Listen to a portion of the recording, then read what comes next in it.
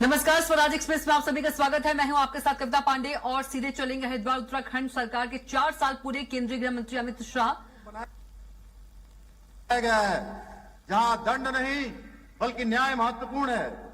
आदरणीय गृह मंत्री जी, यह आपके दृढ़ संकल्प का ही नतीजा है कि आज देश में आतंकवाद, नक्सलवाद जैसी विघटनकारी शक्तियों पर प्रभावी अंकुश लग पाया है।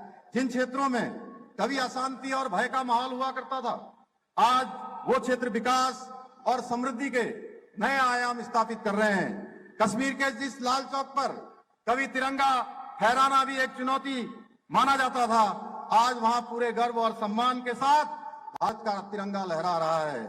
आपके दृढ़ निश्चय के कारण ही आज भारत को नक्सलवाद और आतंकवाद का सफाया करने में निर्णायक विजय प्राप्त होने जा रही है।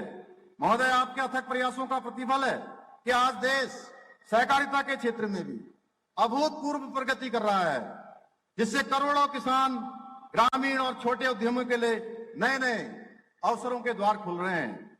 आज के इस अवसर पर आदरणीय गृह मंत्री जी के द्वारा हमारे पुलिस विभाग में 1900 चयनित आरक्षियों को नियुक्ति पत्र प्रदान करने के साथ ही सीए के अंतर्गत पाकिस्तान, बांग्लादेश और अफगानिस्तान जैसे देशों के आए हमारे शरणार्थी भाई बहनों को भारतीय नागरिकता प्रदान की गई है। मैं आज के इस अवसर पर आप सभी नवनियुक्त होने वाले आरक्षियों को और भारत की नागरिकता प्राप्त करने वाले भाई बहनों को हृदय से बधाई देता हूं। ये आप सभी का सौभाग्य है कि आपको ऐसे महान व्यक्तित्व के कर कमलों से सम्मान प्राप्त हो रहा है, जिन्होंने अपनी दृढ़ इच्छा शक्ति के बल पर राष्ट्र की एकता, अखंडता और गौरव को नई ऊंचाइयों पर पहुंचाया है। भाइयों बहनों, आदरणीय प्रधानमंत्री जी, आदरणीय गृह मंत्री जी मिलकर आज सशक्त और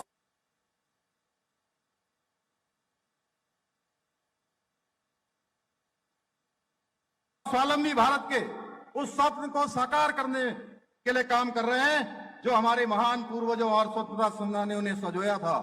आदरणीय मोदी जी देश के ऐसे पहले प्रधानमंत्री हैं जिन्होंने भारत को विकसित राष्ट्र बनाने का संकल्प लिया है और उसे साकार करने के लिए पूरी प्रतिबद्धता के साथ निरंतर कार्य कर रहे हैं। आप सभी भली भांति जानते हैं, 2014 से पहले पूर्व दुनिया के देश भारत को कमजोर और पिछड़े राष्ट्र के रूप में देखते थे, परंतु आज आदरणीय प्रधानमंत्री जी के सशक्त नेतृत्व के कारण पूरी दुनिया भारत की सामर्थ्य, शक्ति और क्षमता के आगे नतमस्तक है। आज भारत विश्व की सबसे बड़ी आर्थिक शक्ति के रूप में जल्द ही उभरने वाला है, परंतु हमारे कांग्रेस के मित्रों को विश्व पटल पर भारत की बढ़ती प्रतिष्ठा और सम्मान रास नहीं आ रहा है। कांग्रेस के लोग आदरणीय प्रधानमंत्री मोदी जी का विरोध करने के चक्कर में आज देश का विरोध करने लगे हैं। हाल ही में आपने देखा होगा, देश के अंदर एक पूरी विश्व की एआई बड़ी समिट के दौरान इन लोगों ने सारी हदें पार कर दी और वैश्विक ग्लोबल लीडर्स के सामने भारत को नीचा दिखाने। खबरों में बढ़ेंगे, जहां आज लखपति दीदी संवाद कार्यक्रम। बता दें, सीएम विष्णुदेव साय महिलाओं से संवाद करेंगे। हजारों स्व सहायता समूह की महिलाएं शामिल होंगी। लखपति दीदी ग्राम पोर्टल का भी शुभारंभ होगा। उत्कृष्ट कार्य करने वाली महिलाओं का सम्मान किया जाएगा। तो आज लखपति दीदी संवाद कार्यक्रम, बता दें सीएम विष्णुदेव साय संवाद करेंगे महिलाओं से, तो हजारों स्व सहायता समूह की महिलाएं कार्यक्रम में शामिल होंगी। तो आज लखपति दीदी संवाद कार्यक्रम का आयोजन किया गया है, जहां सीएम विष्णुदेव साय पहुंचेंगे और महिलाओं से संवाद करेंगे। बता दें कि हजारों स्व सहायता समूह की महिलाएं शामिल होंगी। लखपति दीदी ग्राम पोर्टल का भी शुभारंभ होगा। उत्कृष्ट कार्य करने वाली महिलाओं का सम्मान किया जाएगा।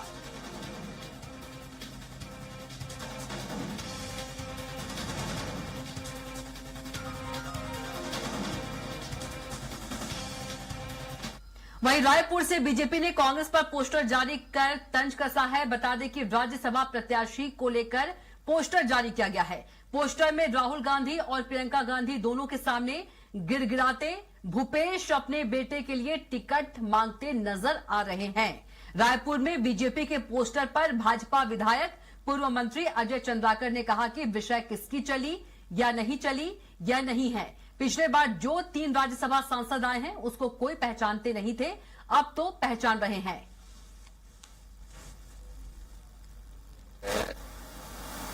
किसकी चली या नहीं चली ये विषय नहीं है।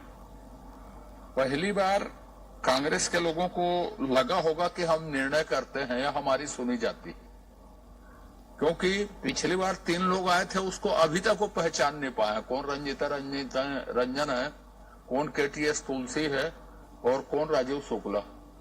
कम से कम छत्तीसगढ़ के कांग्रेस वाले अभी जो बना है उसको पहचानते तो हैं। ये उनको अधिकार मिला कि आप अपने उम्मीदवार को पहचानते हैं करके। ये अपने उम्मीदवार को पहचानना कांग्रेस के लिए एक बड़ी उपलब्धि, छत्तीसगढ़ कांग्रेस के लिए। और चर्चा में हमारे साथ मौजूद है फोन लाइन पर अमित चिमनानी जी, बीजेपी प्रवक्ता है, और अजय साहू जी, कांग्रेस प्रवक्ता है। अजय साहू जी और अमित चिमनानी जी, बहुत स्वागत है आपका चर्चा में। जी बहुत धन्यवाद जी नमस्कार। धन्यवाद जी नमस्कार जी। अजय साहू जी, एक बार फिर से बीजेपी ने पोस्टर वार किया है और तंज कसा है। क्योंकि भारतीय जनता पार्टी मुद्दों से भटकाने के लिए इस तरीके से पोस्टर जारी करती है। इनके पास पोस्टर जारी करने के अलावा दूसरा कोई काम नहीं बचा है। ये बात तो करते हैं विष्णु के सुशासन की, कहते हैं कि छत्तीसगढ़ में राम राज आ गया। होली के दिन 5 हत्याएं होती हैं। भारतीय जनता पार्टी का जो किसान नेता है वो अपने खेत के 7 एकड़ जमीन में अफीम की खेती कर रहा है, उस पर पोस्टर जारी करने का साहस इन पे नहीं है। बढ़ते हुए अपराध पर पोस्टर जारी करने का साहस नहीं है। लेकिन पार्टी से हटा दिया गया है ना अजय साहू जी, बीजेपी ने पार्टी से हटा दिया। मामला सामने ध्रुव सक्सेना भी आईएसआई के लिए देश की जासूसी करता था, उसे भी हटा दिया था। तो पार्टी से अगर आप हटा देते हैं तो वो पार्ट साफ हो जाता है या धुल जाता है, ये इशू नहीं है। बात ये है कि आपने किस तरीके की स्तरहीन भाषा का उपयोग एक आदिवासी महिला के लिए किया जो 6 साल से छत्तीसगढ़ का प्रतिनिधित्व कर रही थी, जो झीरम घाटी की घटना में शामिल थी। उसके 6 साल के कार्यकाल को पर आपने प्रश्न खड़ा किया और कहा कि फूलोदेवी नेताम ने सेवा किया, इसलिए उसे राज्यसभा का टिकट दिया गया या उसे सांसद बनाया गया। तो हम ये पूछते हैं, आपने एक उंगली हमारी तरफ उठाई है और अगर हम पलट करके आपके स्तर पर आकर राजनीति करें और हम ये पूछें आपसे कि आपकी जो महिला प्रत्याशी है वो कहाँ पर जाकर के किस प्रकार की सेवाएं दी है, तो आपने उनको इस तरीके का जो जिम्मेदारी देने का काम किया है। जो 7 नाम यहाँ से भेजे गए थे उनमें उन महिला प्रत्याशी का नाम नहीं था, लेकिन जो नाम वहां से आए तो वो किस सेवा भाव के कारण आए। तो ये बेसिक अंतर है हमारी और भारतीय जनता पार्टी की राजनीति में। इन्हें बताना चाहिए जो पैनल में नाम नहीं था उस पर निर्णय कैसे हो गया। पोस्टर जारी कर देने से किसी भी राजनीतिक दल की जिम्मेदारी। अमित चिमनानी जी, अजय साहू जी कह रहे हैं कि आप लोगों के स्तर तक नहीं आ सकते हैं कांग्रेस, अंतर है दोनों पार्टी में। नहीं, देखिए अंतर यही है कि बीजेपी में किसी भी व्यक्ति को उम्मीदवार बनाने का या उन्हें कोई और बड़ा पद देने का क्राइटेरिया परफॉर्मेंस होता है। कांग्रेस में लगातार जो व्यक्ति उनके शीर्ष नेतृत्व के या तो चाटुकार हों या किसी प्रकार से उनके क्लोज हों अलग अलग कारणों से, जैसे भूपेश बघेल जी के बारे में ये विषय चलता था कि वो एटीएम बन गए हैं सोनिया जी राहुल जी के और बहुत सा पैसा भेजते हैं, इसीलिए 2.5 साल का जो एग्रीमेंट हुआ था कि ये सीधे जी को बनना था लेकिन नहीं बन पाए थे। ये चर्चा चलती है। अच्छा, गांधी परिवार पर ये आरोप कि वो अपने नियर एंड डियर को ही बनाते हैं, ये कोई सिर्फ भाजपा नहीं कहती, कई कांग्रेस के नेता ये कह चुके हैं। आज पवन खेड़ा जी हैं जो इनके बड़े नेता हैं, उन्होंने कहा मेरी तपस्या में कौन सी कमी रह गई। तो कौन सी कमी रह गई उनकी तपस्या में, तो उनको नहीं बनाया। अमित चिमनानी जी, इससे पहले भी इस मुद्दे पर डिबेट हुआ था, 2 दिन पहले चर्चा हुई थी। बार बार कांग्रेस यही कह रही कि पैनल में तो लक्ष्मी वर्मा का नाम ही नहीं था। नहीं, ये पैनल कांग्रेस ने कहाँ से देखा था, वो तो मीडिया के। तो फिर सवाल तो ये भी उठता ना अमित चिमनानी जी, जो बीजेपी ने पोस्टर जारी किया है तो कहाँ से बीजेपी जानती है कि गिड़गिड़ाए थे भूपेश बघेल अपने बेटे के लिए। देखिए, राजनीति में अभिव्यक्ति के अलग अलग माध्यम है, जिसमें एक कार्टून भी है। अभी भूपेश बघेल जी ने एक गीत गाया, बाद में जवाब दिया भाजपा ने, वो भी एक माध्यम था, ये भी एक माध्यम है। अब ये जो इनका क्या नाम है, बिट्टू जी, भूपेश जी के जो सुपुत्र हैं, उनको एक राजनीतिक एंट्री करने का प्रयास हुआ, इसको कौन नकारेगा। जेल में जिस प्रकार से वो जेल से निकले और बड़े बड़े भाषण दिए गए, बड़े बड़े जुलूस निकाले गए, एक बड़े आरोपी के लिए, तो उनकी लॉन्चिंग की तो कोशिश थी ना। यही कवासी लखमा निकले तो भूपेश बघेल जी नहीं गए उनको लेने, तब आदिवासी नेता का अपमान नहीं समझ में आया कांग्रेस को। तो आप एक हिसाब से किसी को लॉन्च कर रहे थे, तो बीजेपी यही कह रही है कि लॉन्च कर रहे थे तो टिकट ही तो मांग रहे थे ना आप अपने बेटे के लिए, या दीपक वैद्य जी भी टिकट मांग रहे थे, उसमें क्या दिक्कत? वो तो पहले भी सांसद रह ही चुके हैं। तो बीजेपी कह रही है भाई ये लोग टिकट मांग रहे थे, लेकिन जिसको मिला, और ये फैक्ट है कि जिनको टिकट प्रत्याशी बनाया गया है वो कहीं ना कहीं वो उस वक्त वहां पे थी, सोनिया जी जब बीमार थी। ये तो फैक्ट है। क्या इसको जुटलाती है कांग्रेस की वो वहां नहीं थी तब? कांग्रेस इसका खंडन करती है क्या?